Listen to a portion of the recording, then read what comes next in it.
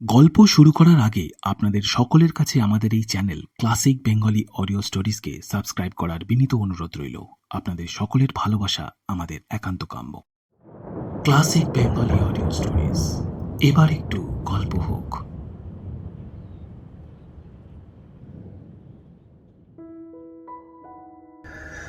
Happy Saturday. সকলে আশা করি ভালো আছেন, সুস্থ আছেন।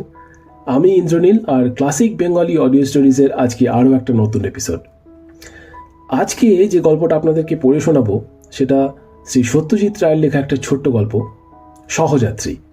এই গল্পটা গল্প 101 গ্রন্থ থেকে নিয়েছি। এছাড়া ওই গল্পটা আপনারা আর একটা জায়গায় পাবেন, সেটা হচ্ছে আনন্দমেলা পূজা বার্ষিকী গল্প সংকলন। তাহলে দেরি না করে শুরু করা যাক। ক্লাসিক বেঙ্গলি অডিও স্টোরিজের আজকের নিবেদন শ্রী সত্যজিৎ রায়ের লেখা একটি ছোট গল্প, সহযাত্রী। গল্পটি আমরা আনন্দ পাবলিশার প্রাইভেট লিমিটেড কর্তৃক প্রকাশিত গল্প 101 এই গ্রন্থটি থেকে নিয়েছি। এছাড়াও আনন্দ মেলা পূজা বার্ষিকী গল্প সংকলনেও এই গল্পটি রয়েছে। গল্প পাঠে ও বিভিন্ন চরিত্রে আমি ইন্দ্রনীল। শব্দগ্রহণ, আবহ সঙ্গীত, স্পেশাল এফেক্টস, প্রচার অলঙ্করণ সহ সমগ্র পরিচালনা আমার নিজের।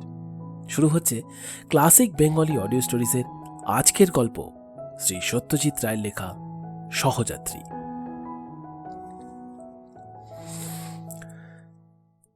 ত্রিদীপ বাবুর সাধারণত একটা হালকা বই পড়েই সময়টা কেটে যায়। কলকাতা থেকে দিল্লি ট্রেনে যাওয়া, কাজের জন্যই যেতে হয় 2 মাসে অন্তত একবার। একটা ইলেকট্রনিক্স কোম্পানিতে উচ্চপদস্থ কর্মচারী তিনি, হেড অফিস দিল্লিতে। প্লেনটা একদম পছন্দ করেন না ত্রিদীপবাবু। অতীতে একবার ল্যান্ডিংয়ের সময় কানে তালা লেগে গিয়েছিল। সেই তালা ছাড়াতে তাকে ডাক্তারের কাছেও ছুটতে হয়েছিল। সেই জন্যই তারপর থেকে তিনি ট্রেনেই যাতায়াত করছেন।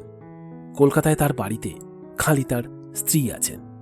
একটিমাত্র মেয়ের বিয়ে হয়েছে গত মাসে। ছেলে আমেরিকায় বায়োকেমিস্ট্রি পড়ছে। অফিস আর বাড়ি এই দুটোর মধ্যেই ত্রিদীপবাবুর গতিবিধি। অন্তরঙ্গ বন্ধু বলতে বিশেষ কেউই নেই। তবে কাছেই রডন স্ট্রিটের চৌধুরীরা স্বামী স্ত্রীতে মাঝে মাঝে আসেন গল্পগুজব করতে। ত্রিদীপবাবুরাও তাদের বাড়িতে মাঝে মাঝে যান। হাতের বইটা বন্ধ করে রেখে দিলেন ত্রিদীপবাবু। একেবারে অপাঠ্য। এবারে হয়তো ঘুমিয়ে এই সময়টা কাটিয়ে দিতে হবে। ঘরে আরও 3টে বার্থে 3 জন লোক। তার মধ্যে তার পাশের লোয়ার বার্থের ভদ্রলোকটি ছাড়া অন্য 2 জনই অবাঙালি। বইটা রেখে ত্রিদীপবাবু তার পাশের বার্থের দিকে চেয়েই ছিলেন। তার ফলে বাঙালি ভদ্রলোকটির সঙ্গে চোখাচোখি হয়ে গেল। মোটামুটি তাঁরই বয়সী হবেন, মাঝারি রং, চুলে এর মধ্যেই অল্প পাক ধরেছে। ভদ্রলোক বোধহয় আলাপের জন্য উৎসুক হয়েই ছিলেন, কারণ দৃষ্টি বিনিময় হতেই তিনি একটা প্রশ্ন করে বসলেন। আপনি কি দিল্লিতে থাকবেন কদিন? ত্রিদীপবাবুর কথা বলতে আপত্তি নেই, কারণ সত্যি বলতে কি তার এখন কিছুই করবার নেই। বললেন, হ্যাঁ, এই 2 দিন, বুধবার ফিরে আসব। আমারও ঠিক একই ব্যাপার। আপনি কি কোনো মিটিং অ্যাটেন্ড করতে যাচ্ছেন কি? আগে হ্যাঁ, আমিও ওই একই ব্যাপারে। আমার হলো বিজ্ঞাপনের কারবার। দিল্লিতে হেড অফিস। আমাদের অফিসের নাম আপনি শুনে থাকতে পারেন, এভারেস্ট অ্যাডভার্টাইজিং। হ্যাঁ, শুনেছি। আমার এক শালা ওখানে চাকরি করতো এক সময়। ও আই সি। কী নাম বলুন তো? অমরেশ চ্যাটার্জি। ও বাহ, তাকে তো চিনতুম আমি। বেশ দিব্যি ছেলে ছিল, করিতকর্মা ছেলে। বেটার অফার পেয়ে চলে গেল। আমার নামটা আপনাকে বলা হয়নি, সঞ্জয় লাহিড়ী। ও, আমার নাম ত্রিদীপ ব্যানার্জি। নমস্কার নমস্কার। আপনাকে কোথায় যেন দেখেছি বলে মনে হচ্ছিল। তা হতে পারে। আপনি কি গান বাজনা শুনতে যান? তা ওস্তাদি গান বাজনা মাঝে মাঝে যাই। গত মাসে কলামন্দিরে গেছিলেন কি আমজাদ খাঁ সরো শুনতে? হ্যাঁ, তা গিয়েছিলাম বটে। আপনিও গিয়েছিলেন বুঝি? আগে হ্যাঁ, ওইখানেই দেখেছি। খাসা বাজিয়েছিল সেদিন। বলুন। আমজাদ তো আজকাল ভালোই বাজাচ্ছে। এখন ওই ভিডিওর দৌলতে আর ওই সিনেমায় যাওয়া প্রায় বন্ধই হয়ে গেছে, তাই গান বাজনা শুনতেই যাই মাঝে মাঝে। তাছাড়া সিনেমা হলে গেলেও হাউসের যা দুর্দশা, মাটিতে ইঁদুর ঘুরে বেড়াচ্ছে, ব্যবসা গরম। যা বলেছেন, অথচ ইয়াং বয়সের লাইট হাউস, মেট্রোর কথাটা ভেবে দেখুন। ওসব দিন চলে গেছে। মনে আছে কলেজ থেকে মাঝে মাঝে চলে আসতুম চৌরঙ্গি, মেট্রোর সামনে দাঁড়িয়ে থাকতুম, প্রাণটা জুড়িয়ে যেত ঠান্ডায়। আমারও একই হ্যাবিট ছিল। ও, ঠান্ডা বলতে মনে পড়লো, দার্জিলিং আর সে দার্জিলিং নেই জানি। সেই জন্যই তো আমরা এবার মানালি গেলাম। আগে 3 বছরে অন্তত 2 বার করে দার্জিলিং যেতাম আমরাও। কাঞ্চনজঙ্ঘার মতন দৃশ্য তো আর কোথাও নেই। ওই ওই একটা জিনিস পুরনো হওয়ার নয়, আর আধুনিক সভ্যতারও ওর কোনো পরিবর্তন করতে পারবে না। মুঘল সরাইতে দুজন ভাঁড়ে চা খেলেন, কথা আরও চলল। ত্রিদীপবাবুর বেশ লাগছিল সঞ্জয়বাবুকে।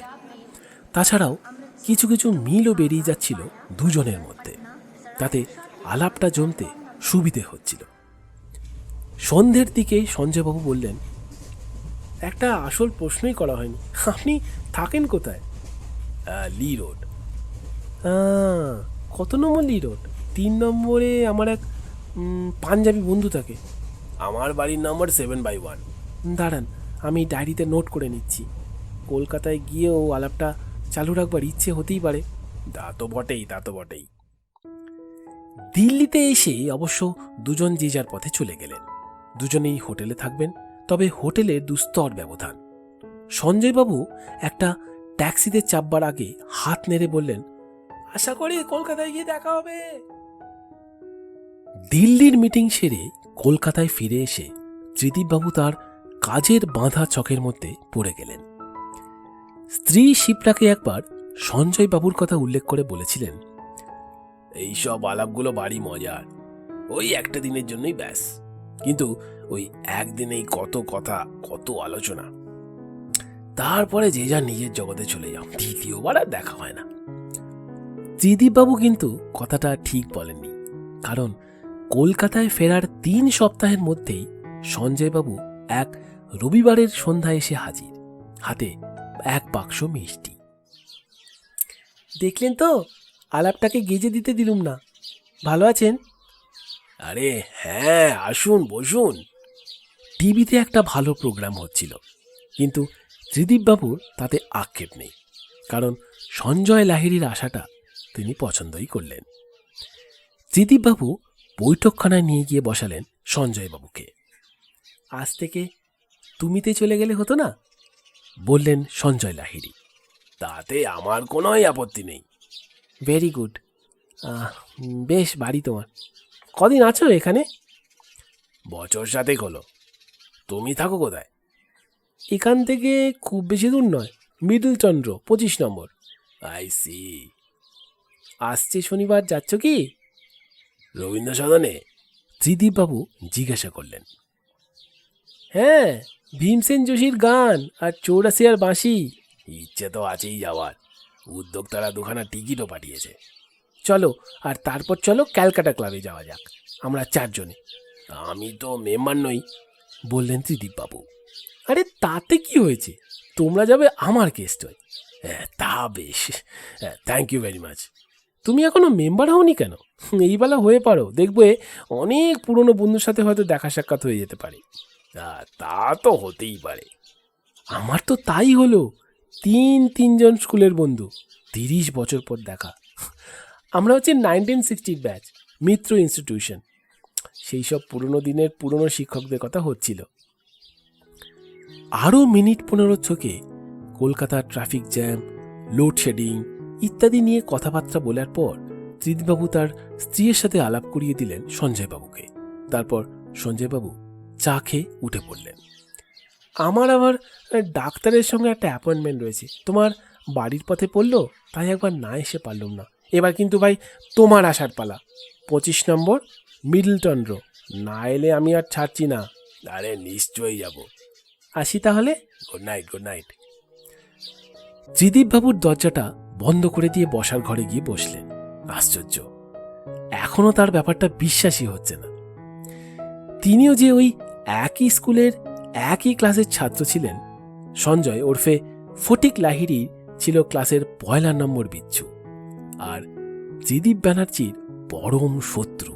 কারণ ত্রিদীপ ওরফে দিবু ছিলেন ভালো ছেলেদের দলে। কি অদ্ভুত পরিবর্তন হয়েছে ফটিকের! এর সঙ্গে কি বন্ধুত্ব করা যায়? বেশ অনেকক্ষণ ধরে ভাবলেন ত্রিদীপবাবু। তারপর স্থির করলেন যে সঞ্জয় আর সেই সঞ্জয় নেই, একেবারে সভ্য ভব্য নতুন মানুষ হয়ে গেছে।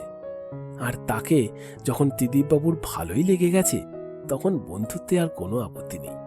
তবে এই কথাটা ঠিক যে ত্রিদীপ এখনো বলবে না যে তিনি সঞ্জয়ের সঙ্গে এই ক্লাসে পড়তেন একই সাথে। সেই অতীতটাকে চাপা দিয়ে রাখাই ভালো। আজ যেটা সত্যিই সেটাকে মেনে নিতে হবে। ত্রিদীপবাবু টিভিটা চালু করে দিলেন।